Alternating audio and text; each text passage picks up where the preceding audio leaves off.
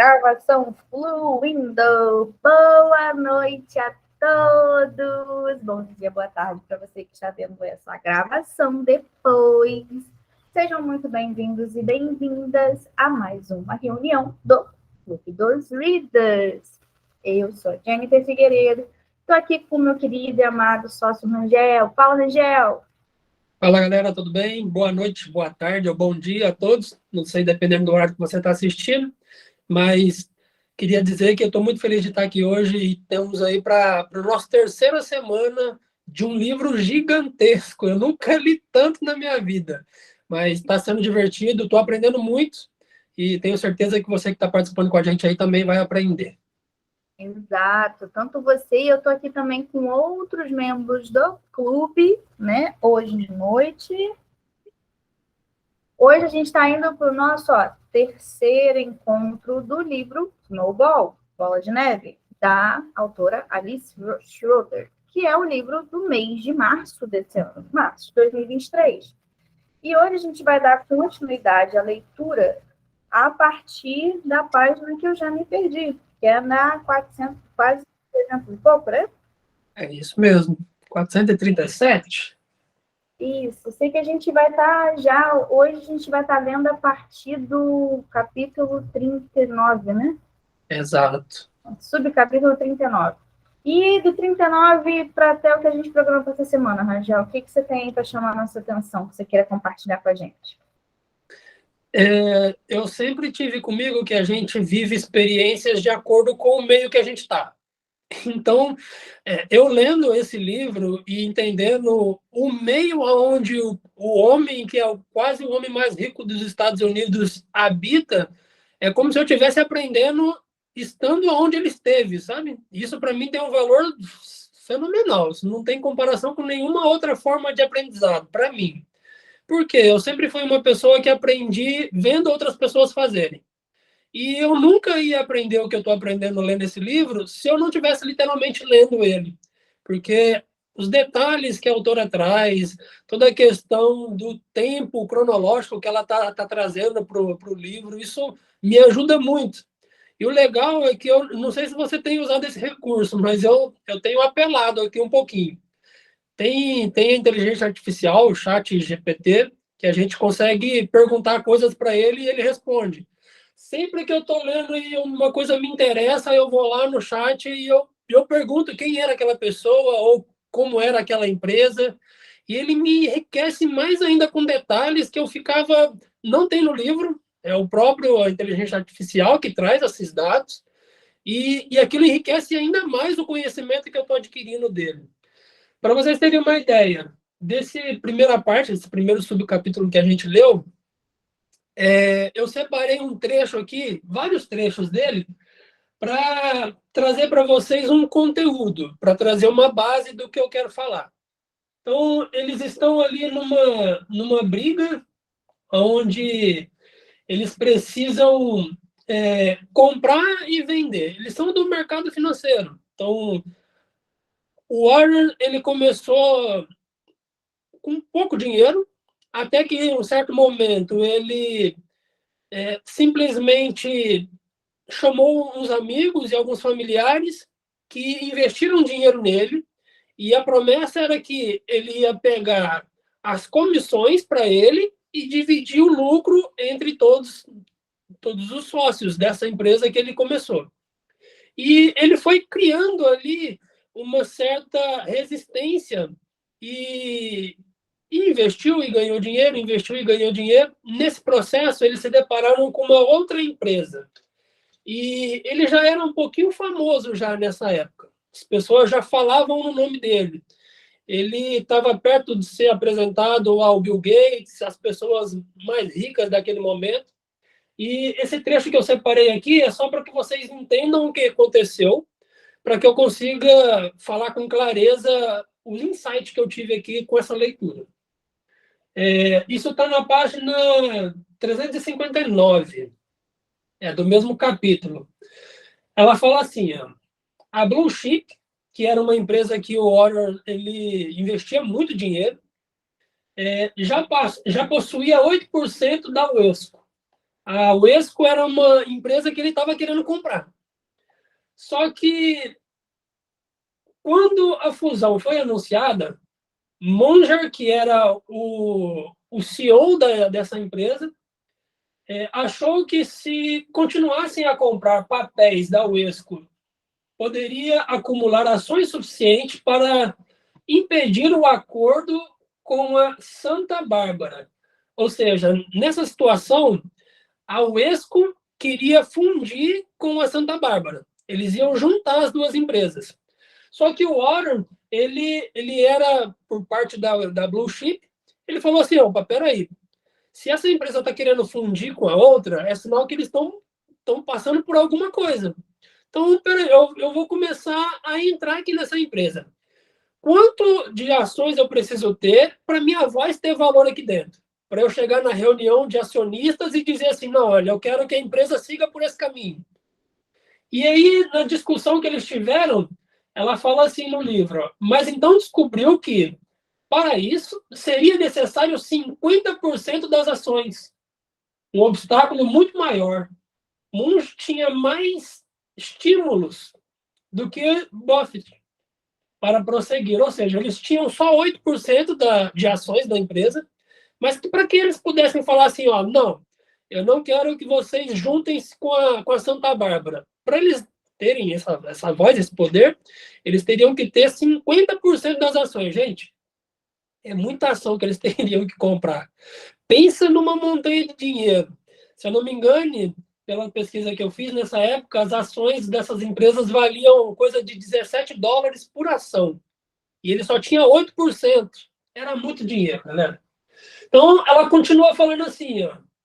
Então, minha tarefa, que era o Buffett falando, perdão, era a Petris falando. A Petris era, entre aspas, a dona da empresa. Só que ela tinha ali os acionistas, tinha a galera da gerência, tinha quem comandava a empresa para ela.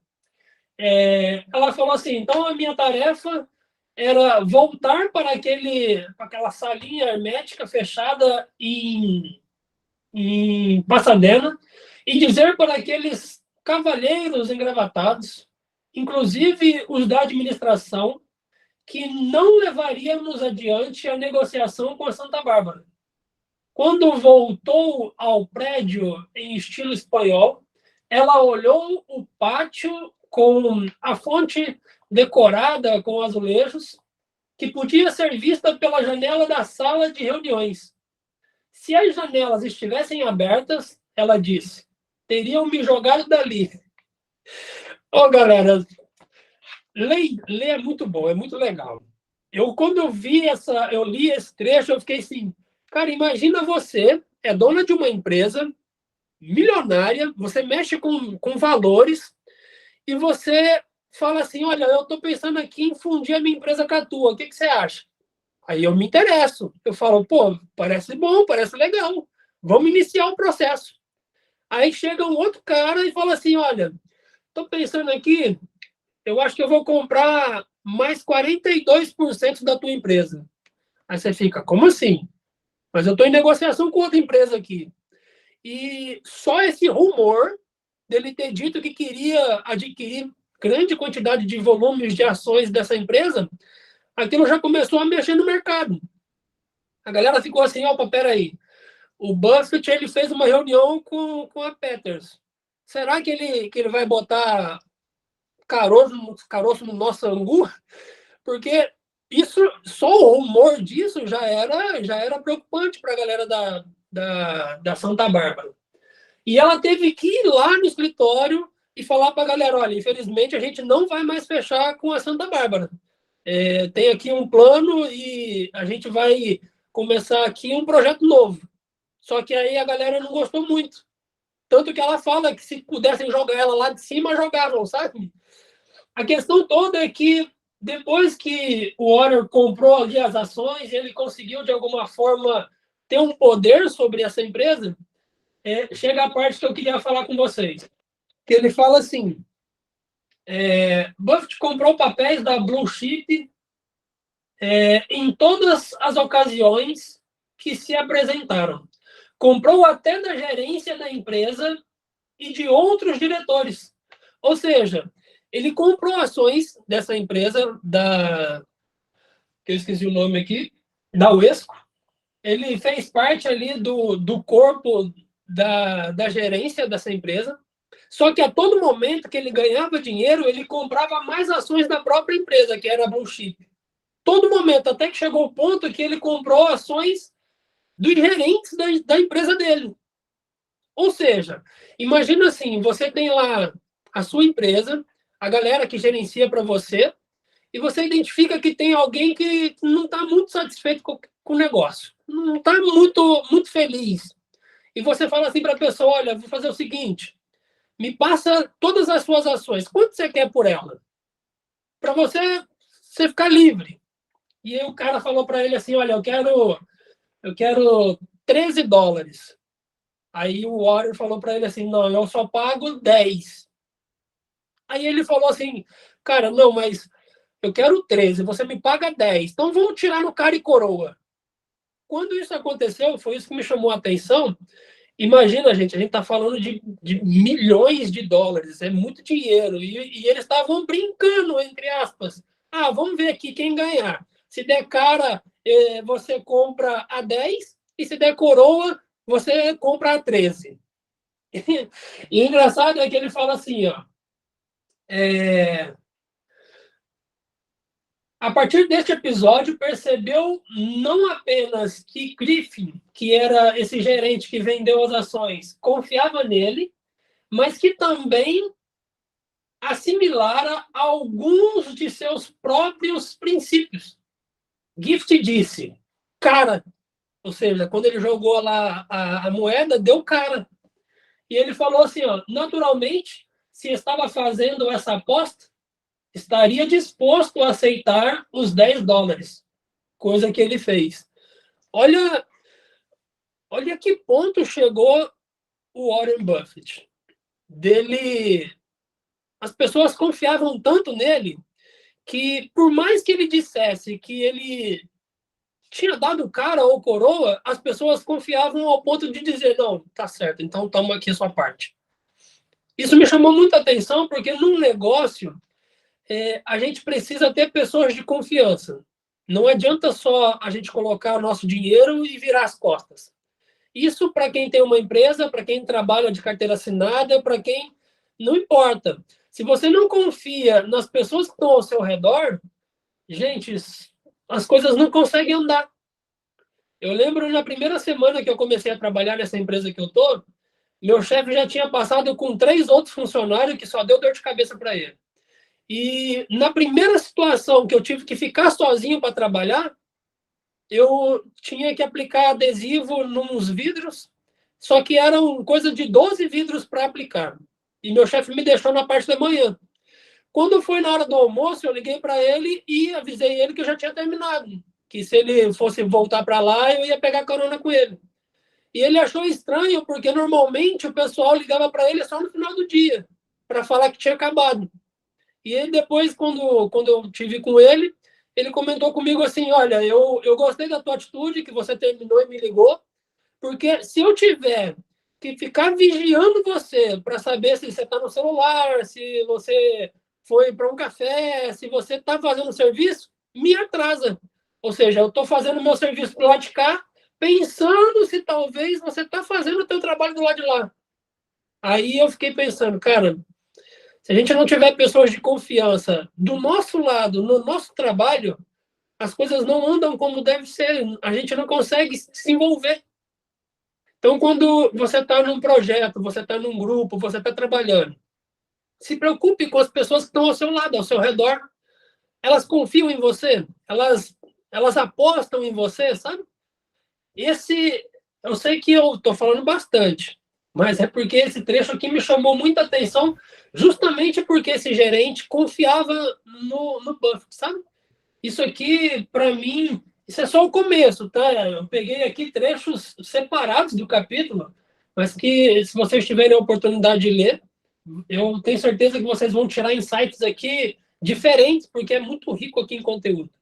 Mas, para mim, nesse primeiro capítulo, nessa primeira etapa, isso aqui me chamou muita atenção. Não, de fato, o que você chamou a atenção, a gente precisa parar para pensar, e me chamou a atenção nesse mesmo trecho, né, quer dizer, nesse mesmo capítulo, mais um outro trecho, que eu ia puxar justamente um pouco esse assunto, vou só complementar para a gente poder tentar ir para outro tópico. Uma coisa que eu não sei se a gente já chegou a falar aqui, mas o caminho que o Warren Buffett foi trilhando, pelo que eu percebo, fazendo a leitura do livro, é que ele quis se tornar uma pessoa especialista no assunto dele. Então, ele se tornou especialista naquilo. Ele não quis só se tornar bom. Ele virou um especialista e ele ficou tão bom a ponto de o que ele falava era quase como uma lei. Então, essa oscilação que o próprio Rangel falou, isso é um poder tão absoluto que, assim, cara, é um decreto, o que ele onde ele se colocasse, onde ele se enfiasse, onde ele falasse, olha, vai por ali, que as coisas iriam fluir, as ações iam acabar subindo, aquela empresa ia acabar valorizando, né? Quase que levando a sério o que a gente coloca como palavra tem poder. E a palavra tem poder porque ela se manifestava. Quando a gente chega e a gente fala a nível de mercado, na parte de especulação, é isso. A pessoa certa especulando sobre alguma coisa, na política a gente vê muito isso. Quando um político ele fala sobre determinado assunto, ou ele fala sobre uma empresa, isso reflete diretamente no mercado de ações. Então aí você tem a palavra, o poder, porque foi dado um certo poder. E ele não precisava estar inserido politicamente diretamente, mas indiretamente por trás, ele tinha esse tipo de vivência, esse tipo de know-how, como a gente fala, né? E o que mais me chamou a atenção também foi em relação a essa compra que ele fez, né, da Wesco. E o que ele fez? Eu não lembro se foi, eu acho que foi um pouco depois. Ele ele foi e caiu na chamada malha fina, né? Ou seja, as pessoas começaram a ficar de olho para poder saber o que ele estava fazendo e por que ele estava fazendo. E esse movimento dele começar a comprar ações dessa empresa hoje que ele tanto queria, o que se imaginava? Que a pessoa pegaria, ela especularia para que aquela empresa ficasse com ação lá embaixo e ela pudesse comprar, e aí sim ela pegava e adquiriria. E isso você não pode fazer, né? Você não pode, É quase crime. isso, é um crime. Então você é quase como se você tivesse informação privilegiada para você poder chegar e se beneficiar disso. E o que as pessoas estavam querendo identificar era se eles estavam fazendo isso. Só que, para a surpresa de quem estava fazendo a apuração, né, que seria como uma espécie de federal de lá, não fazia sentido, porque o movimento que o Warren, junto com os seus sócios, fizeram não foi para fazer com que as ações diminuíssem, não. Eles, na verdade, estavam fazendo o contrário. Eles estavam valorizando para poder comprar na valorização. E isso não fazia sentido porque as pessoas falavam, aí tem treta, aí tem treta. E aí é o que eu separei aqui. O Munger, que é um dos sócios dele, numa das. Primeiro que eles foram convocados várias vezes para poder depor sobre o assunto. E eles iam de bom grado, não iam com advogado, eles iam conscientes de que eles não tinham feito nada de errado, eles estavam completamente certos. E isso já começava a deixar as pessoas meio, cara, como assim? Eles estão no meio de uma investigação, toda vez que era solicitada, eles eram extremamente solícitos, né? E aí, numa das declarações de Munder, ele fala: se olhar os registros gerais, isso foi na página 378 a 379. Na 379 ele coloca: se olhar os registros gerais, verá que tomamos precauções muito além daquelas exigidas por lei, para tentarmos sermos justos com as pessoas e observar todas as exigências de uma boa negociação. Espero simplesmente que o senhor chegue à conclusão de que não se trata de um caso passível de qualquer tipo de processo. Se existe alguma irregularidade, não foi intencional. Essa foi a fala do Munder. Aí, nisso, o Buffett é chamado. Aí ele fala, quando o Buffett apareceu, perguntaram por que ele e Munger não deixaram a Wesco ir para o buraco para que pudessem comprá-la barato. Eles não fizeram isso. Eles simplesmente compraram na alta, vamos assim dizer. E o Buffett colocou, acho que a reputação geral da Blue Chip não seria tão boa. E alguém teria ficado aborrecido com aquilo. Mas por que ele deveria se importar? Porque era importante o que a administração da Wesco pensaria da gente. E ele também continua falando que o CEO da Wesco, ele era uma pessoa difícil de se lidar. E se eles fizessem esse tipo de movimento, eles se queimariam com o CEO. E não seria bem visto, né, tendo feito dessa maneira. Então, por que isso me chamou muita atenção? Primeiro, porque eles, o tempo todo, e a gente observa isso na leitura do livro, né? Não só nesse, em outros momentos, em outros aspectos. Ele tem um senso de justiça muito apurado e um senso de integridade e honestidade. Todas as pessoas que ele buscou manter perto dele são pessoas que ele considera íntegras e honestas. E ele manteve isso no trabalho dele. E em todos os movimentos que ele faz, ele se preocupa bastante em se manter íntegro, justamente porque ele se autodenominava como um professor. Então, ele já se via como sendo um modelo a ser seguido. Então, ele queria ser modelo. E ele queria ser modelo em diversos aspectos.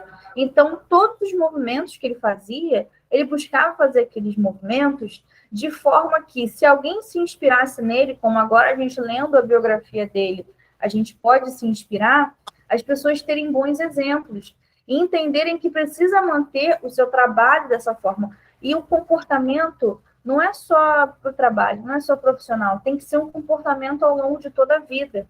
Na vida pessoal dele, quer a gente concorde ou não com algumas coisas, mas ele sempre trouxe também essa integridade, sabe? Essa honestidade de abertura. Ele tem uma hora que ele fala sobre ter duas mulheres. Isso a gente está falando na década de 70, 80. E se hoje não é bem visto, imagine naquela época, né? Mas para isso funcionar, ele teve que ter uma conversa franca, ele teve que abrir isso, ele Tem teve que que ser ser claro. teve que ser honesto, né, com relação a isso. Então, a minha reflexão quando eu trouxe desse trecho é o quanto você está sendo íntegro nas coisas que você fala, né? Uma coisa também que ficou clara para mim, lendo, todo esse tempo que a gente está lendo essa biografia, é que ele mantém a palavra dele a respeito de um determinado assunto até o fim, né? Então, assim, ele pega, ele mantém mesmo a própria conduta. E você está fazendo valer o que você fala? A sua palavra é só basicamente uma coisa para o vento levar? Ou a sua palavra você está fazendo ela ter poder dentro e fora de você, né? A sua palavra, ela é uma extensão sua. Então, se você não se vê como uma extensão, você não vê dessa forma, vai ser bem difícil algumas coisas fluírem da forma como você gostaria. O legal desse trecho é que, por exemplo, as ações da empresa estavam valendo ali $17. E quando houve o rumor que o Water, que a Blue Chip ia entrar no negócio, as ações caíram. E aí que está o pulo do gato. Geralmente eles fazem essa movimentação que é imprópria, que é ilegal, para comprar ações daquela empresa. Aí acaba que na finalização das negociações, a empresa acaba não comprando, não entrando no jogo, mas comprou ações. E quando ela volta a subir com a junção original que seria, eles ganham dinheiro. Por isso que isso é ilegal. Só que aí, nesse caso, a Blue Chip, junto lá com o Warren Buffett e com o sócio dele, eles voltaram a comprar mesmo em queda a 17. Então, estava valendo 12, eles compraram a 17 para manter. Não, esse aqui é o valor certo, ela vale isso. Por mais que agora esteja em baixa, não, vamos manter aqui a nossa integridade, vamos fazer aqui da forma correta. E foi isso que salvou eles lá diante do juiz no tribunal. Isso é Uma muito outra legal. coisa também que, agora que eu lembrei, que eu queria reforçar, é a expressão do movimento, como que isso vai recair lá na frente e como que isso vai chegar nas pessoas interessadas. Ele leva muito e ele menciona fazer alguns tipos de movimento na vida como um xadrez, né? Que você pensa milhares de passos à frente. E eu acredito que o que falta muito, pelo menos para mim, é às vezes ter essa visão de longo alcance, essa visão dos próximos passos, e que você precisa sim se preocupar em como aquilo ali vai ressoar lá na frente para alguém que é interessante para você, que faz parte do seu processo e que você vai precisar atingir. E qual é a imagem que você está prospectando para essa pessoa? Se eu quero, por exemplo, trazer alguém para perto de mim, seja profissional, seja de forma pessoal, tá, qual é a imagem que eu estou passando para essa pessoa? Eu preciso me preocupar. Não é que você vai chegar e vai ficar o tempo todo bitolado. Não. Você já pode estabelecer os seus valores e você já chegar com os seus valores. Você já começar a colocar e a observar se os seus valores batem com o daquela pessoa. O dele, ele sempre falou, ele sempre olhou para uma pessoa e ele buscava saber se ela era íntegra, se ela era honesta. Ele gostava de sempre estar passando essa imagem para as pessoas. Não que era necessário, não, mas aquilo ali ele sabia que ia atrair as pessoas que ele gostaria para a vida dele, que eram pessoas íntegras e honestas. E aí fica, tá, que tipo de imagem que você está passando? Está pensando na imagem que você está passando? Que algumas vezes algumas coisas na sua vida não estão acontecendo porque você está passando uma outra imagem e está atraindo essa imagem que você está passando, não a que você gostaria de ser. Você está passando uma outra coisa e você não está observando. É muito doido isso. A questão da gente ser íntegro, isso é tão especial, porque você tem que pensar no amanhã, não dá para você só falar assim, isso aqui eu posso mentir porque ninguém vai ver. Não, às vezes é essa pedrinha que vai entrar no teu sapato lá na frente, sabe? Não vale a pena você se sujeitar a esse tipo de irregularidade. Eu tenho, nessa semana passada, aconteceu uma coisa aqui no trabalho que casa muito com isso, sabe? Geralmente, quando a gente trabalha até mais tarde, o nosso chefe paga a nossa janta. Então, ele fala assim, olha, antes de ir para casa, vai lá no restaurante, come qualquer coisa e coloca na nota da empresa. Aqui tem o contribuinte, que como se fosse o CNPJ da empresa. Então, se a gente for no mercado comprar alguma coisa para a empresa, tem que pôr no contribuinte da empresa. Se a gente vai almoçar, jantar, se for alugar um hotel, qualquer coisa que fizer, tem que colocar no contribuinte da empresa. E estava eu e um outro colega do trabalho. E a gente foi jantar. Só que já estava tarde e a gente não queria ficar no restaurante esperando comida, a gente foi no Burger King comer um lanche. No caminho, esse meu colega ligou para a esposa dele e falou assim: olha, se arruma aí que eu e o Rangel vai passar aí e a gente vai jantar. O chefe que vai pagar hoje. Eu olhei, eu ri, porque eu achei graça. Falei, pô, que piada de doida é essa, pô? Mas passei na casa deles, peguei a esposa dele e a gente foi lanchar. Só que eu não estava achando um lugar para estacionar. O lugar para estacionar era longe. Aí eu falei para ele: olha, vai lá, vai pedir no meu, pode pedir igual ao seu mesmo, enquanto eu tento achar um lugar para aqui para estacionar. Aí, quando eu cheguei perto deles, eles já estavam esperando o lanche chegar e eu nem me preocupei, porque ele já tinha colocado no contribuinte da empresa, que é o que o chefe pede para a gente fazer. E normalmente a gente anda com o cartão da empresa. Eu tenho o cartão da empresa que quando a gente precisa comprar, eu uso o cartão da empresa. Como ele não estava com o cartão naquele dia, ele pagou com o dinheiro dele e o chefe falou que depois pagava para ele de volta. Resumindo, no dia seguinte, ele pegou a notinha do lanche e entregou para o chefe. E falou: aqui, chefe, isso aqui foi a nossa janta daquele dia. Aí o chefe pegou, olhou e falou brincando. O chefe nem sabia, e eu também nem tinha entendido o que estava acontecendo. O chefe olhou e falou: então, eu tenho que pagar mesmo a janta da sua esposa? E brincando, rindo. Ele não tinha como ele saber que era da esposa dele, sabe? Aí o Eduardo, que é um colega nosso, olhou para a notinha e falou assim: não, não, isso aí é meu e do Rangel. Pode olhar, ó, tem 2 lanches, dois para cada um. Aí tinha 4 lanches, só que na notinha estava escrito que tinha 2 menus e um lanche a mais. E a sobremesa que a gente comeu tinha 3 sobremesas. Imagina a cara que esse amigo não ficou do chefe ter descoberto assim. Ele foi brincar e, na verdade, ele estava pagando mesmo a janta da esposa do cara, sabe? E depois quando ele falou isso, o Rangel comeu 2 e eu comi 2, tá certinho. Eu olhei para ele e falei assim, o quê? Não, amigo, eu comi um lanche só. Aí já não tinha muito para ele correr, sabe? Não tinha mais o que ele Mentira fazer. tem perna curta, né? Muito curta, muito curta.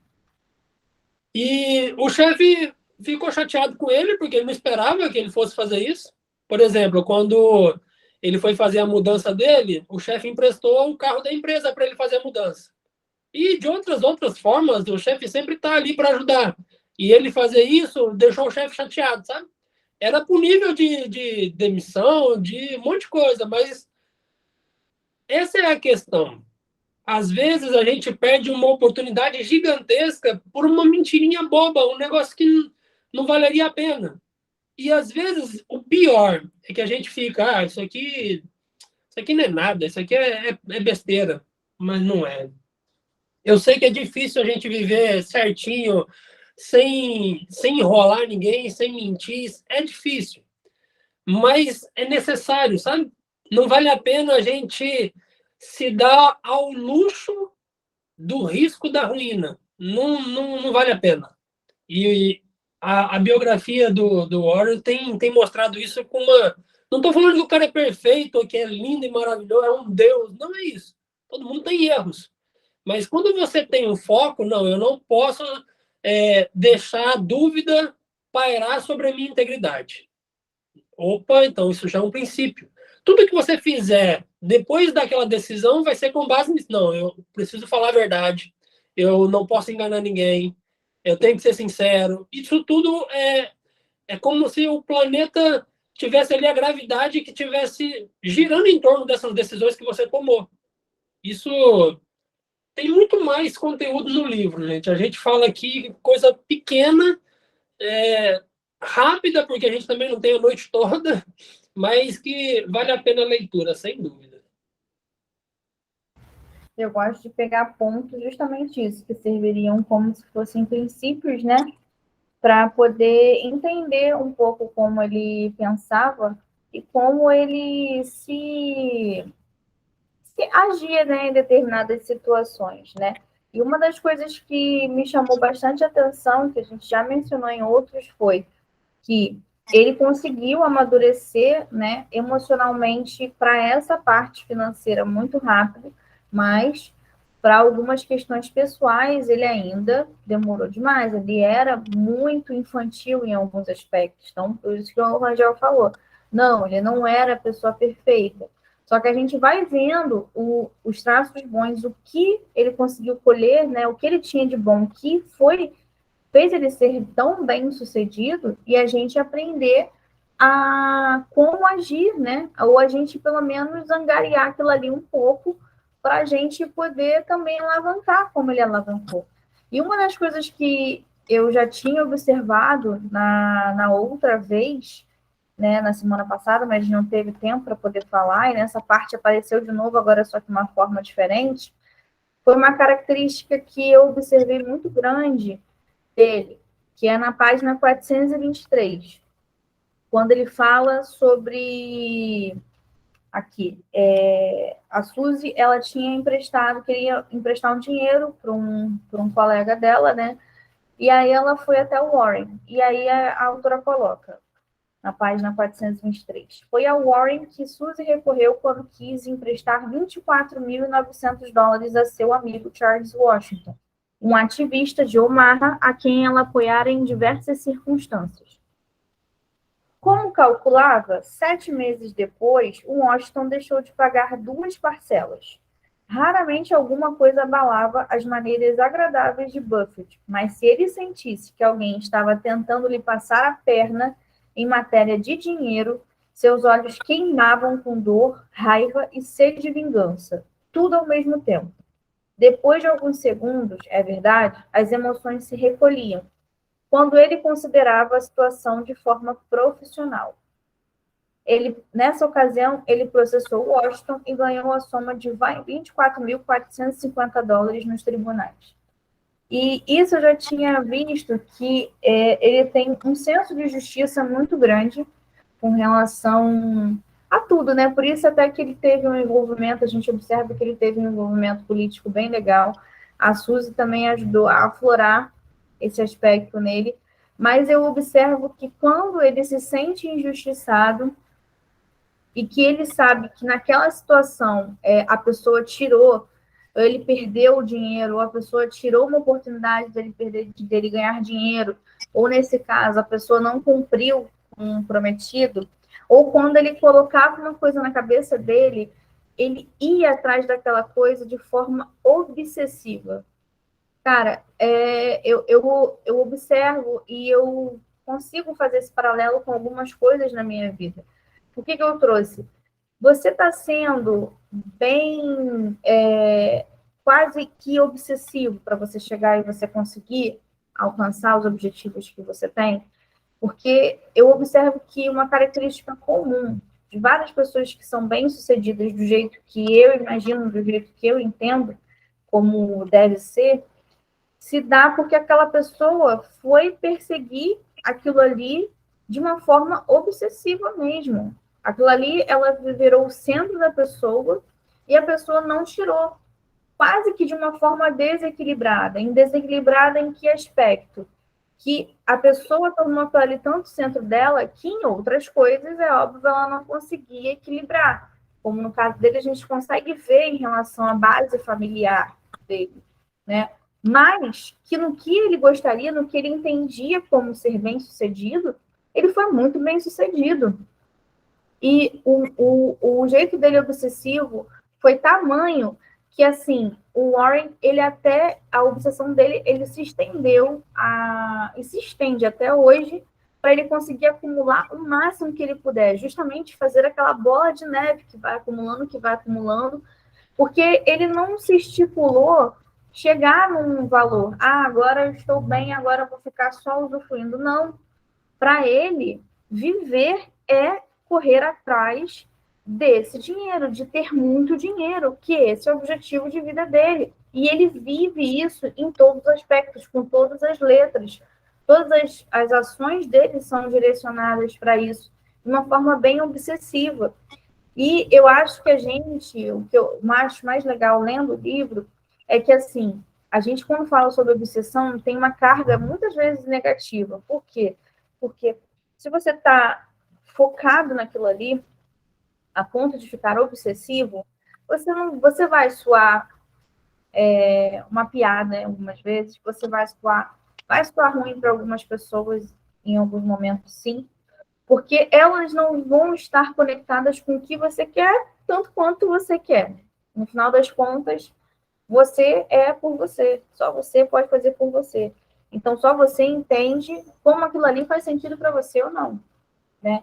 Então, você não vai ser compreendido por outras pessoas. Essa é a grande questão. Só que é preciso estar sempre olhando para esse lugar, né? Tá sempre relembrando ali do porquê que você está fazendo aquilo ali, o porquê você faz o que você faz, para você não entrar num desequilíbrio que possa te trazer problemas de saúde, né? Até problemas sociais. Só que se você colocar um grauzinho de obsessão certa, provavelmente você vai adquirir muito mais coisas do que você conseguiu adquirir até agora. E não precisa ser uma obsessão patológica, uma obsessão de, eu quero. Não, é sabido usar isso. Acho que no caso do Warren, e a grande vantagem que nós temos é que ele chegou lá e ele consegue contar como ele chegou lá. E a gente tem o privilégio de ver aonde você poderia fazer diferente, onde ele falou que ele faria diferente, né? E onde você pode fazer parecido como ele fez, ou mudando alguma coisa ou outra para você ter um resultado parecido. A gente tem esse privilégio, né? Então, lendo o livro, ele me faz crer que é uma coisa até que eu tinha comigo, assim, uma crença de que, se eu perseguir, eu ficar dentro desse objetivo de uma forma hiperobsessiva, eu vou afastar as pessoas, que eu não vou ter mais amigos, eu não vou ter mais familiares. E à medida que a gente vai crescendo, a gente vai conseguindo observar e pensar que o que você faz por você é autodesenvolvimento para você, é um carinho de você para você. Será que tudo que você está fazendo é tão egoísta mesmo? Que foi uma coisa que eu me questionei. E eu me questionei porque eu sou uma pessoa que sempre me voltei muito para os outros, né? Às vezes pode ser o seu caso. Você pode estar se voltando muito para os outros porque você foi nascido e criado assim. E não está conseguindo botar obsessão nas suas coisas. Você consegue botar força, foco, energia e uma leve obsessão na coisa dos outros, mas na sua você não consegue colocar. E aí, quando você para poder se olhar, você fala, nossa, por que você colocou outras pessoas ou outras coisas na sua prioridade?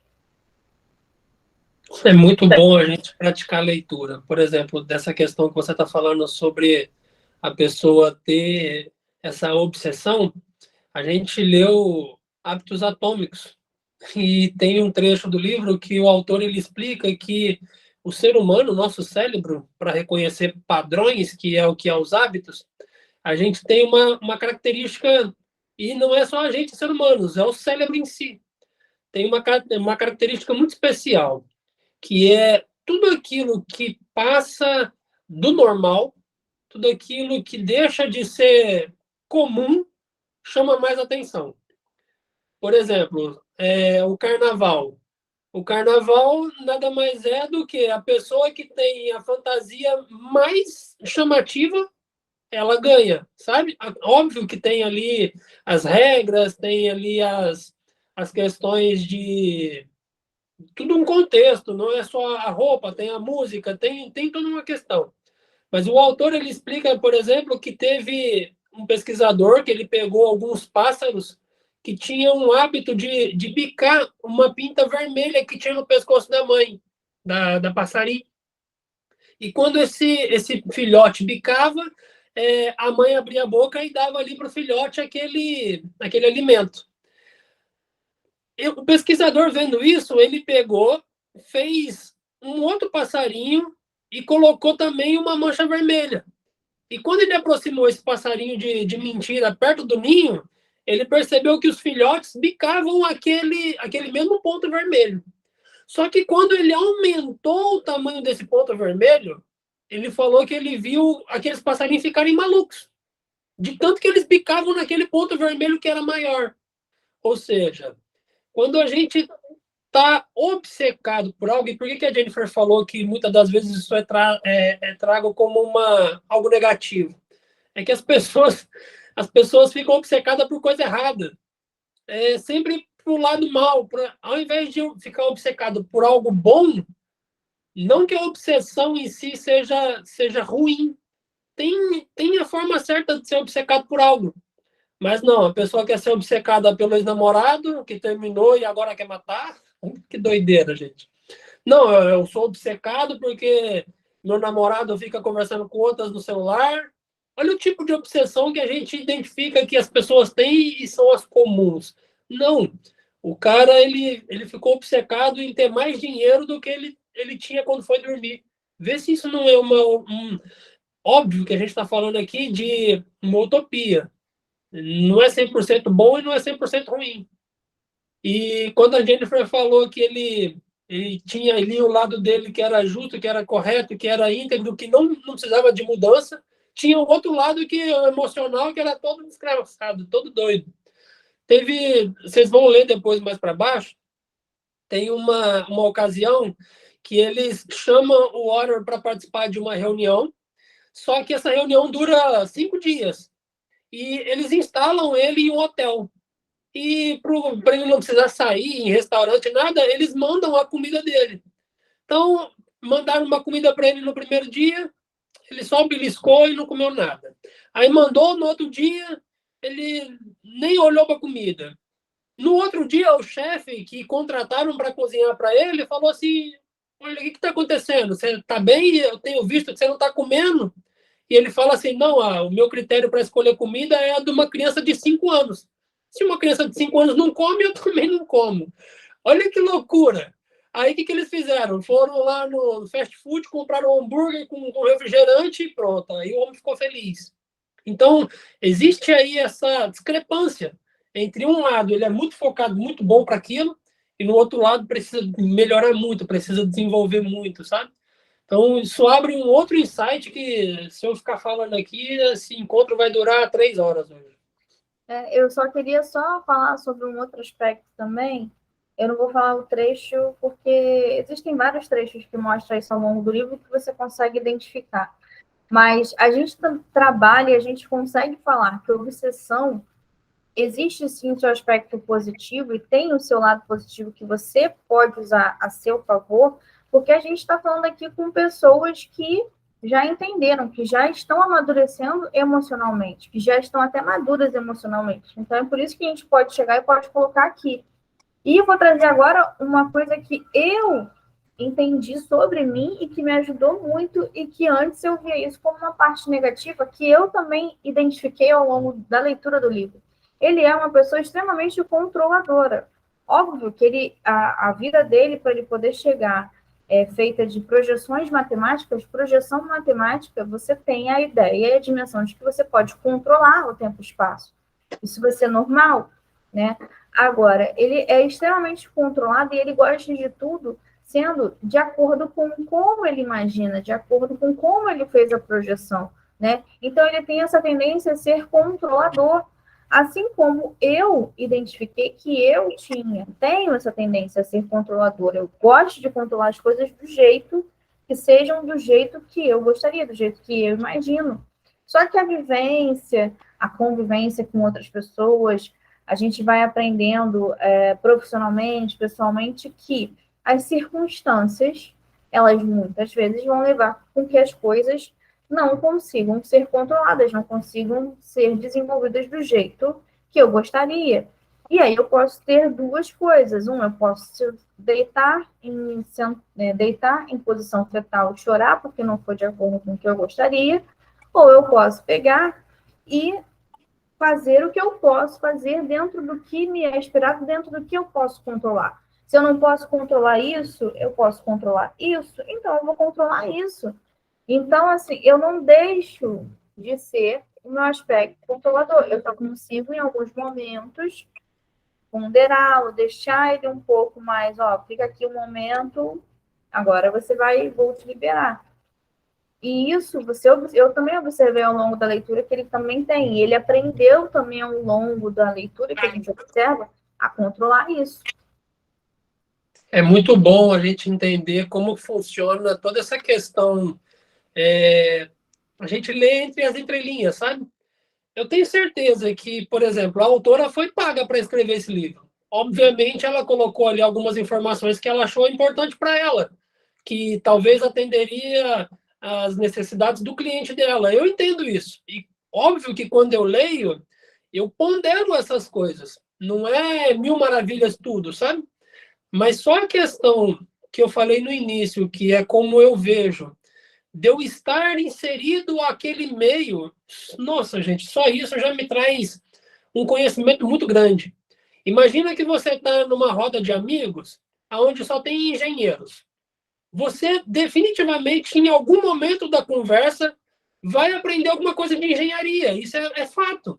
Da mesma forma que se você estiver no meio de pessoas artísticas que mexem com música ou com dança, você vai aprender alguma coisa desse meio.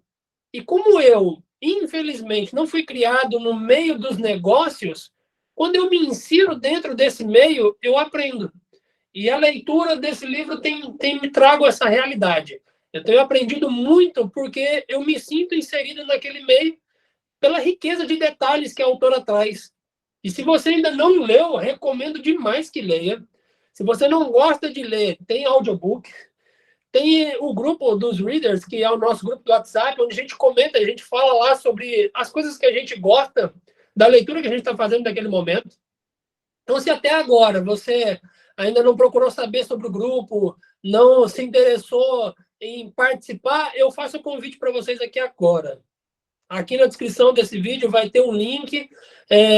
Pode ter certeza que vai ter pessoas ali que ou se interessam pela mesma coisa que você, ou vão se interessar a partir do momento que você expor isso, a partir do momento que você deixar isso sair.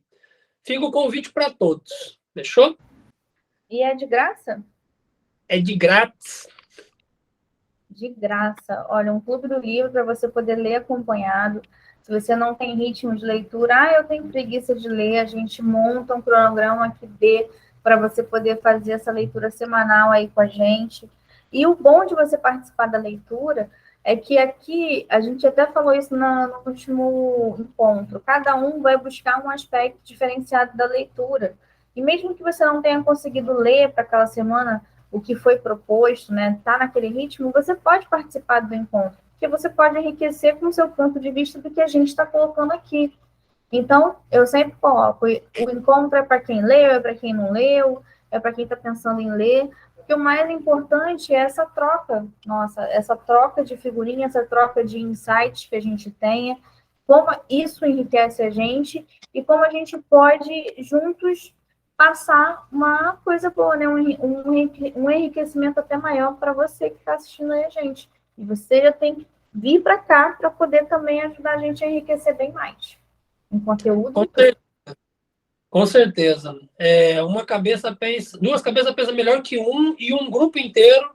A gente já leu aí o livro do Thiago Nigro. A gente entende que o mindset ele funciona. Várias pessoas pensando em prol de uma coisa é muito mais eficaz. Então, fica o convite para vocês aí participar. Dos trechos que eu separei aqui, o próximo agora é só lá na página 471. Você queria falar de alguma coisa que aconteceu antes disso? Não, agora o meu vai ser mais lá para frente também. Desse aqui, o capítulo chama o reboque. Esse capítulo é muito interessante. Aconteceu ali uma crise em uma das empresas que o Warren ele tinha ações, e o detalhe que eu separei foi que diz assim, ó, dar esse tipo de função a um controlador não era exatamente o estilo administrativo mais comum entre os CEOs, mas, no mundo de Buffett, uma pessoa inteligente podia fazer de tudo. Assim, diante da necessidade de salvar uma empresa quebrada, a solução de Grossman foi chamar o reboque e contratar Frank, um administrador experiente que começou a endireitar as coisas. Buffett cumpriu. Buffett cobriu de elogios e relatórios anual da Berkshire, a empresa do Buffett, Berkshire. Ou seja, eles passaram por uma crise, passaram por uma dificuldade. Só que na hora de tomar uma decisão, eles tomaram a decisão de pedir ajuda e contrataram a pessoa responsável para ajudar. E foi efetivo a ajuda que eles pediram, sabe? Tanto que depois o Warren ele encheu de elogios o cara numa reunião que eles tiveram anual. Quando eu li esse trecho, eu fiquei pensando, cara, que interessante. Ele é o Warren Buffett. Ele podia ter resolvido, mas eles identificaram que era necessário pedir ajuda para outra pessoa. E, gente, é uma frase que eu gosto de afirmar e de repetir. Ninguém faz nada sozinho. Ninguém. Sozinho você esquece. Nada vai para frente, nada vai crescer. Você pode começar sozinho, tranquilo. Mas uma hora você vai precisar de ajuda. E isso é muito importante. Quando eu li esse trecho aqui, me chamou muita atenção, porque a gente vê um cara que tem poder de falar e as coisas acontecerem, e ele se vê aqui numa posição onde ele precisa de ajuda. Se a gente for aí trazer para o lado bíblico, a gente vê lá que tinha Jesus, mas também tinha 12 discípulos. Sozinho não dava para fazer muita coisa, sabe? Você vê a sua família. Teve ali mais de uma pessoa envolvida, senão as coisas não funcionavam, sabe? Então, eu acredito muito que quando a gente vai iniciar um projeto, quando a gente vai começar um negócio, quando a gente vai tomar uma decisão importante, nunca tomar essa decisão importante sozinho é uma decisão sábia. Esse foi o insight que eu tirei aqui desse trecho. Está na página 471. Maravilha, tá certíssimo. A gente não tem como chegar. A gente até pode, né, chegar a uma conclusão sozinho, mas quando a gente compartilha, a gente consegue ter um ponto de vista muito diferenciado, né? O legal da gente fazer, por que a gente faz as reuniões? Porque é justamente isso. Um traz um aspecto, o outro traz outro aspecto, né? E assim a gente vai conseguindo identificar e vai conseguindo se moldar, né? Você, quando está chegando, você está numa empresa, ou seja, em qualquer lugar, se você não trocar uma ideia com outras pessoas, você não vai saber se aquilo ali vai funcionar até para aquela situação. Hoje, por exemplo, atualmente eu voltei ao mercado de trabalho, voltei a atuar em farmácia, que é a minha parte, e a forma de arrumar os medicamentos é completamente diferente de outros lugares que eu já trabalhei, né? E aí, uma das coisas que o gerente me pediu é: eu quero dicas de como a gente pode melhorar e tudo mais, em alguns aspectos. E uma das coisas que eu fiz foi assim, cara, sabe o que você pode fazer? Você já pode separar aqui, lá já tem a seção de antibióticos, tem que ficar separado. Aproveitando que tem a seção de antibióticos, tem como a gente chegar e a gente apertar um pouquinho, vamos então agora colocar uma seção de colírios, né? Ele tem uma seção que já fica de pomadas que fica num lugar difícil acesso, a gente pode remanejar, né? Então, assim, eu fui uma pessoa que entrei de fora e já olhando de fora, com a minha bagagem, com a minha experiência, já consegui pensar em algumas coisas para poder contribuir.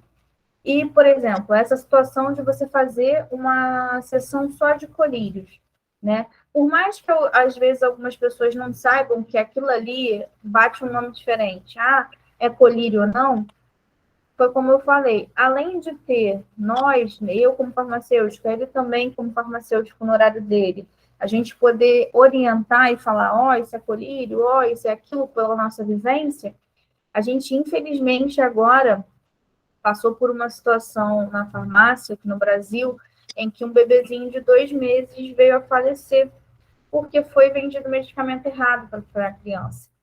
E o que acontece? O que está sendo circulado é que provavelmente na hora de ler, a leitura pode ter dado uma margem de interpretação errada. Apesar de que, como quem tem experiência, consegue identificar muito bem a substância ali, não fica tão ruim assim para ver. Só que o medicamento, os 2 medicamentos que era para ser bromoprida gotas e foi vendido tartarato de brimonidina colírio, que é um colírio para poder tratar a pressão alta ocular. E uma das consequências que ele pode fazer é ele pode passar para o organismo, atingir o coração e diminuir a pressão no coração, alterar. Como estava sendo aplicado direto na gota, na boca da criança, então a criança acabou sofrendo, né, além de ter sido uma alta dosagem de um medicamento, ela também teve por uma via que não é a certa. E quando você colocava as 2 caixas, os 2 eram do mesmo laboratório, as caixas tinham exatamente o mesmo tamanho. O que aconteceu foi que a pessoa que pegou pode ter sido colocado, por serem B, em arrumações, podem ter ficado próximos. A pessoa pegou, não leu o medicamento e também chegou e já aviou. Então, quando eu também fiz essa sugestão, foi para poder a gente evitar isso. Se eu tenho uma sessão só de colírios, e a pessoa bate na receita, tá bromoprida, eu não vou ter de novo esse tipo de problema. Eu não vou ter como ter um bromoprida na sessão de colírios ou um brimonidina na sessão do bromoprida, porque vão ser sessões diferentes. E aí, esse insight eu pude proporcionar, porque eu cheguei agora, porque eu tenho uma visão de fora. E isso pode ser também no seu negócio aí. Às vezes você está com uma pessoa. É sempre bom. Eu gosto muito de trocar ideias, até com pessoas que não sejam da minha área, porque eu consigo agregar muito. Por exemplo, a Aline, que está aqui com a gente, ela é psicóloga. Tem algumas coisas que eu consigo muitas vezes me ajuda a falar com as pessoas, a como eu falar, eu troco uma ideia, às vezes até a forma como ela fala comigo, como ela me aborda, eu falo, poxa, que legal, gostei dessa forma como a Aline me abordou, vou passar isso para o meu cliente. E aí eu vou repassando para os balconistas que trabalham comigo, e olha só a rede, a gente vai melhorando em todos os aspectos. Então, todo mundo vai ter sempre alguma coisa para contribuir, só que você tem que estar ligado e você tem que estar aberto também a receber a contribuição de diversos lugares. É muito bom. Não sei se a Aline está aí, ela queria falar alguma coisa?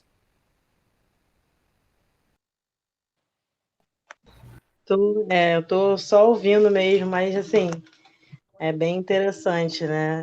Algumas coisas eu ainda tenho, né, uma visão um pouco diferente, né, das que vocês colocam, né? Mas assim, é sempre bom agregar conhecimento, com certeza, né? Por exemplo, quando se fala, né, dessa questão de obsessão, eu não consigo ver o lado positivo, né, dessa palavra, né? Porque para mim teria que ser uma outra palavra para expressar, né, essa, né, fissura, não sei, pelo, né, objetivo que ele traça, né? E assim, com certeza, ele desde novo ele tem, eu acho que ele tem alguma questão, né? Isso é fato, não sei qual, porque né, não pude avaliar, mas ele tem a noção de que ele tem, né, déficits, né, em relação à questão do estar com outras pessoas, dessa questão da afetividade. Tanto é que, desde novo, ele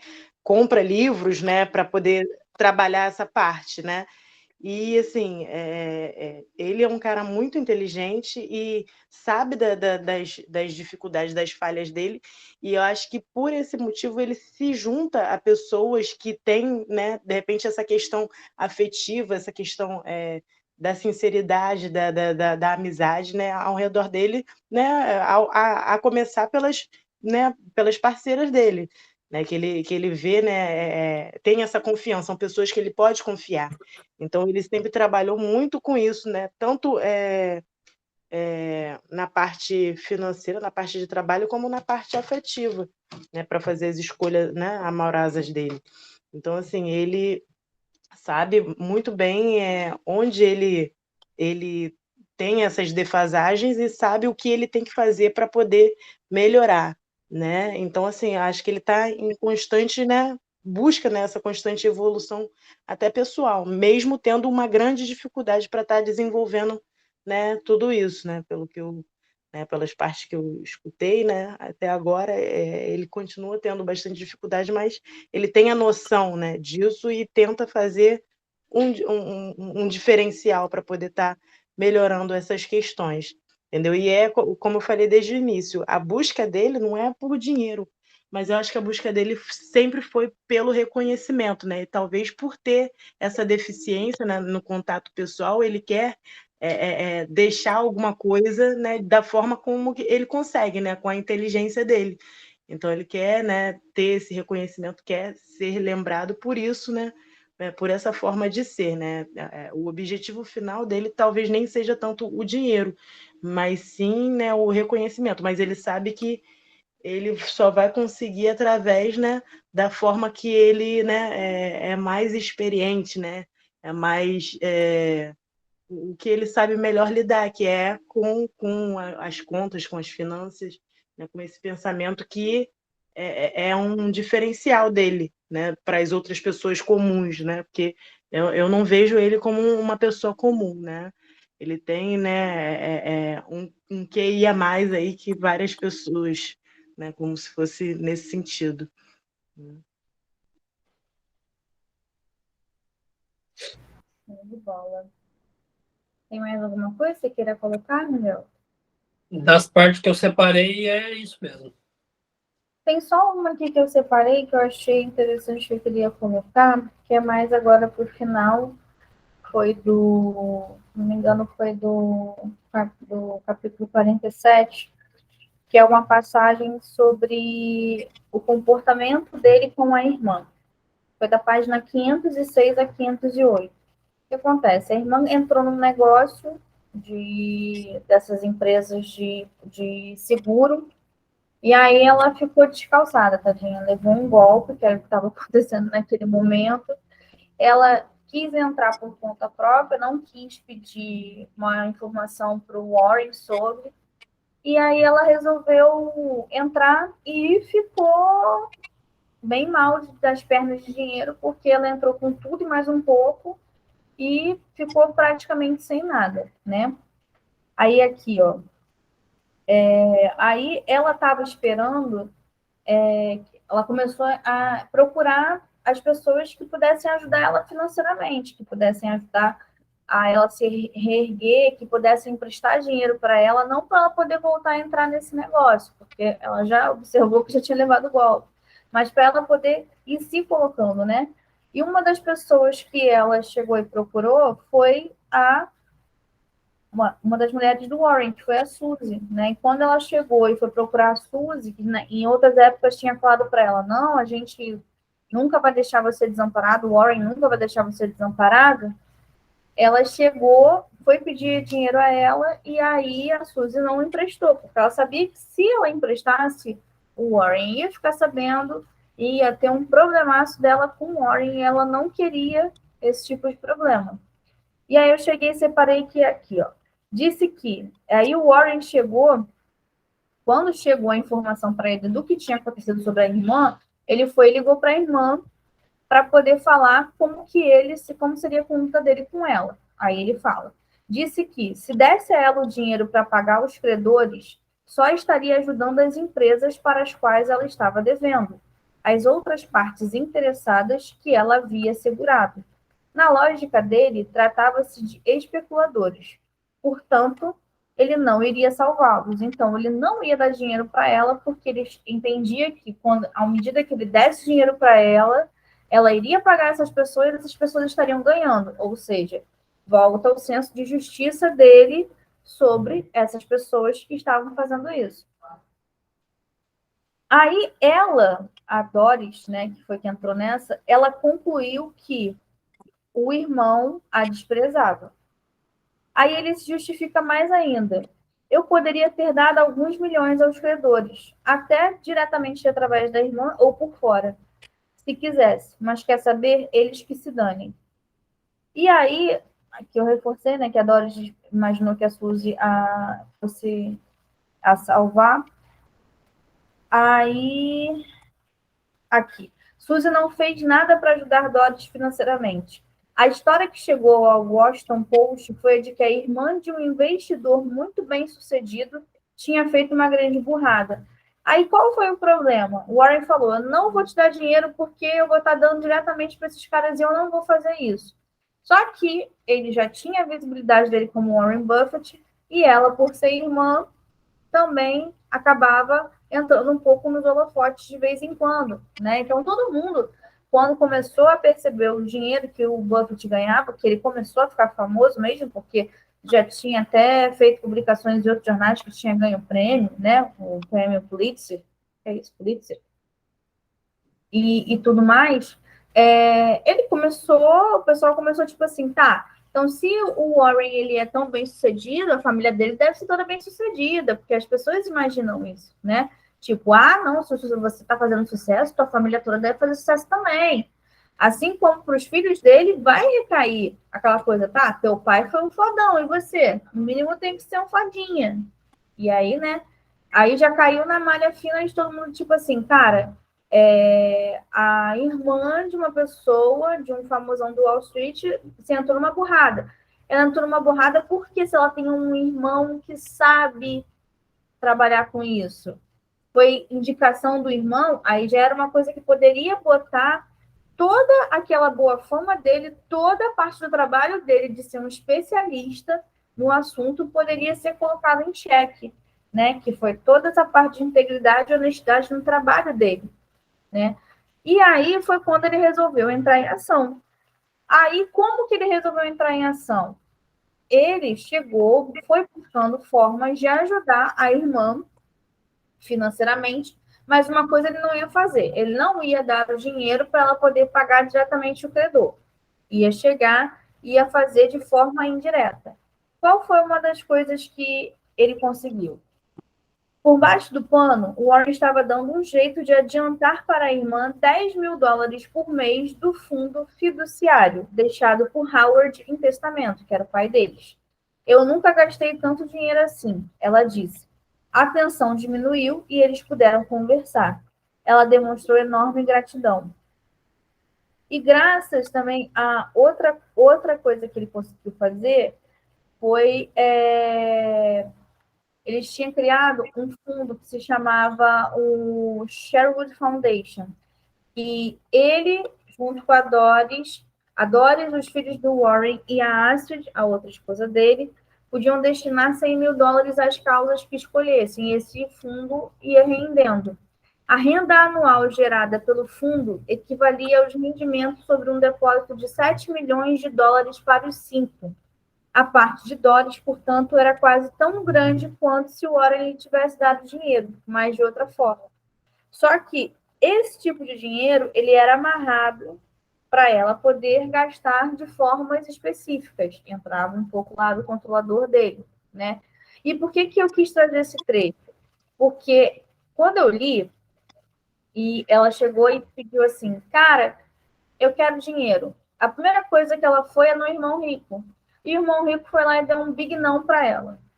E como ele fez da forma pragmática dele, e já pensando que se eu fizer isso, isso vai se refletir assim, assado e cozido. Se eu fizer isso, as pessoas vão observar que toda vez que elas tiverem um problema, elas podem recorrer a mim. Toda vez que tiver algum tipo de intercorrência, eu vou lá e vou cobrir. E ele já não fazia isso, ele já não tinha esse tipo de postura nos negócios dele. Ele só fez o quê? Estender para a família, né? E ele não via motivo de não estender isso, porque era a conduta dele, era o código de conduta dele, são os valores dele. A irmã dele não entendia isso. Só que a irmã dele, ela acabou batendo o pé, ela acabou ficando completamente desnorteada, porque ela estava com muitas dívidas mesmo, ela não sabia nem como se sustentar, né?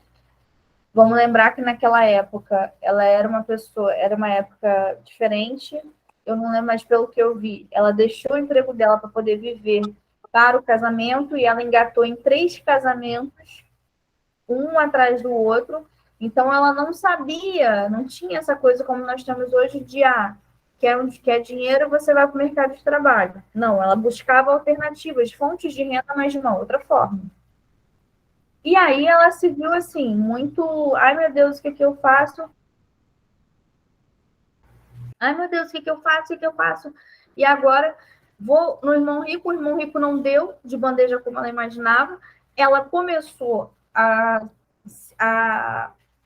fazer como se fosse uma criança mimada, porque ela não tinha recebido dinheiro. E aí, o que a família fez? A família foi dando um gelo. Ele já pensando que isso poderia trazer problemas para ele, porque tinha uma visibilidade na mídia, ele começou, eu sei que minha irmã já vai começar a querer fazer um chilique, então eu vou deixando ela de lado, mas, de outra forma, no contraponto dele, ele pensava numa maneira que ele poderia ajudar. E é aí que eu trago.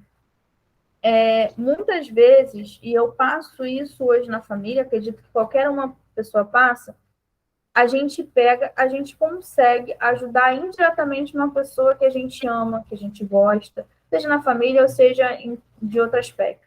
Mas aquela pessoa, ela não consegue ver aquele gesto. Ela só vai conseguir ver aquele gesto lá na frente, quando ela entender o que você fez. E esse trecho me lembrou que ele falou um não, ele virou o malvado da história. Ele virou o vilão. Mas, ao mesmo tempo, ele pensava em não desamparar. Ele fazia do jeito dele. Ele gostava do jeito dele. Ele viu uma forma de não desamparar a irmã e ele foi lá, utilizando o jeito obsessivo dele para poder chegar e disponibilizar uma forma dela ter acesso a dinheiro. Mas ele queria controlar esse dinheiro que ela iria ter para ela não entrar numa burrada de novo. E muitas vezes a gente vê o quê? Quem faz esse tipo de aspecto com a gente? São os nossos pais. Muitas vezes os nossos pais, eles fazem coisa pela gente que a gente não concorda, de forma controladora, falam não pra gente, e a gente bate pé, que nem ela bateu, né? Mas lá na frente, quando a gente espera a situação baixar, espera a adrenalina baixar, a gente entende um lado do outro, a gente exercita um lado empático do outro, a gente vai perceber que a pessoa estava fazendo sim para o nosso bem. E no caso do Warren, ele pode ter pensado bastante no aspecto dele, de tipo, se eu fizer isso, a minha reputação vai ser diferenciada, sim. Mas também, por outro lado, quando ele chegou e ele disse esse não, ele sabia que ele estaria também alimentando esse lado mimado dela. E ele estaria virando refém, em algum momento, desse tipo de situação. Então, como eu já passei agora, né, já passei assim, em alguns aspectos, há pouco tempo passei por uma situação assim, isso me chamou muita atenção, porque eu costumo falar que mudam-se, as histórias não mudam, só mudam os CPFs, porque muitas vezes nem endereço muda e nem nome muda. O CPF tem que mudar para o nosso cadastro no Brasil, né? Mas muitas coisas se repetem, entendeu? E a gente vai ter aqui hoje, eu não precisei nem virar rica para eu conseguir ajudar algumas pessoas que já imaginavam que eu estou numa situação um pouquinho melhor, eu estou numa situação que parece um pouco mais confortável, então você precisa fazer isso por mim? Não, você não precisa fazer. Você faz se você tiver condição. Você faz se isso não for te desguardar, né? Desguarnecer de alguma forma, né? Você faz se está viável para você fazer. Agora, quando você diz não para uma pessoa, isso também significa que você está fazendo ela crescer. Então, se você ouviu um não de alguém e você não gostou, pega esse não que você ouviu e vai crescer. Vai usar a seu favor. Não fica chegando e dando uma de mimadinho de chegar e falar assim, ai meu Deus, ouviu um não, e agora? Cara, bota a cabeça para funcionar para ver outros aspectos. Ou pode ser que daqui a algum tempo essa mesma pessoa que te deu um não, venha com... Se você trocar uma ideia com ela, se você for maduro o suficiente para poder trocar uma ideia com ela, ela pode te vir uma ideia bem legal para você conseguir o dinheiro que você gostaria. E pode até te ajudar nessa ideia, se for o caso de apresentar para uma pessoa, se for o caso de começar, pode até ajudar a você a pegar. O legal dessas palavras que você acabou de falar é que eu tive um insight muito interessante. O sim é um ponto final e o não é uma vírgula. O não nunca é a decisão final, porque depois do não vem outras opções, diferente do sim. O sim, quando você recebe um sim, é um ponto final. Sim, então é isso. Acabou. O não já é diferente. O não te abre possibilidades de encontrar outras soluções para aquilo, sabe? E se a gente vive em um mundo onde a gente quer continuar, eu tenho certeza que uma vírgula é bem melhor do que um ponto final. Exatamente. E foi isso que eu separei assim para poder trazer, para poder trabalhar aqui com vocês. Maravilha. Da minha parte é só. Eu separei um outro, eu vou até mostrar aqui para vocês. Aqui. Que é da página 537, mas vai ficar para a próxima, que senão a gente vai ficar muito tarde. Ou então compartilha lá com a gente no grupo, que caso as pessoas queiram saber também esse outro insight, você vai ter deixado lá no grupo, elas vão poder entrar através do link que está aqui na descrição desse vídeo, tá? Gente, muito obrigada pela participação. Deixa eu perguntar. A parte das cartas porque como eu escuto, né, no audiobook, eu não tenho muito essa questão de seguir. A parte das cartas é a parte de hoje ou é para a semana que vem? Das cartas, provavelmente é da semana que vem. Você está falando das cartas com relação a quando as pessoas começaram a pedir ajuda a ele? Isso. Essa parte eu achei também bem interessante, que quando ele começa a ficar famoso... É dessa semana? Foi dessa semana. As pessoas começam a procurar ele e começam a querer, tipo assim, Warren, você me diz o que eu preciso fazer para eu poder chegar e parar de... É aqui, ó. Eu até separei também, mas eu vou ler o trechinho. É na 480 a página. Aí fala: as pessoas escreviam para dizer: Senhor Buffett, estou cansado de ter uma vida comum. Tenho um desejo ardente de ser rico. O senhor tem dinheiro, me dê um pouco dele. E outras cartas diziam: estou afundando em dívidas de cartão de crédito ou jogo. Buffett, que era colecionador, guardava tudo, abarrotando seus arquivos. Muitas daquelas cartas confirmavam a maneira como ele se via, como um modelo a ser seguido, um professor. Vez por outra, algo o tocava e ele parecia sincero. Se achasse que faria algum bem e tivesse tempo, respondia ao endividado ou ao jogador, insistindo com firmeza, porém de forma gentil, que ele assumisse responsabilidade pelos seus problemas. Como se estivesse falando com uma criança, sugeria que ele ganhasse tempo para se safar, explicando aos seus credores como estava falido e negociando condições de pagamento menos rígidas. Ele sempre acrescentava um pequeno solilóquio sobre os perigos de se contrair muitas dívidas, especialmente de cartões de crédito, os junk bonds do mundo das finanças pessoais. E nesse Não, eu achei interessante isso também, porque, né, ele poderia simplesmente ignorar as cartas, mas não, até nesse sentido ele não emprestava dinheiro para as pessoas, né, que deve acontecer com muitas pessoas que têm dinheiro, famosos, entre outros, só que ele tirava um pouco do tempo dele para poder analisar, né, avaliar, né, quase uma consultoria, né, de como sair das suas dívidas ou como, né, reverter a situação a que você chegou, né? E assim, e para a maioria das pessoas, né, isso, né, as pessoas não entendem isso. Até eu, né, se eu quisesse pedir dinheiro para um ricaço e o ricaço, né, desse um conselho, assim, não, eu quero dinheiro, né, eu não quero, né, assim, então era né, a mania, né, que ele tinha, né, e com certeza até hoje ele deve receber milhões de cartas, até eu estou pensando em escrever uma carta para ele, mas enfim, achei interessante essa parte. Será que se eu Não, escrever dinheiro para financiar o clube do livro, ele dá dinheiro? e nesse capítulo ele também fala que a maior parte das coisas que ele compra até a data da escritura do livro era sempre em dinheiro. Ele não costumava trabalhar com cartão nem nada assim, porque ele justamente achava que o cartão é o mal do século. E de fato é, se você não souber usar. Com certeza.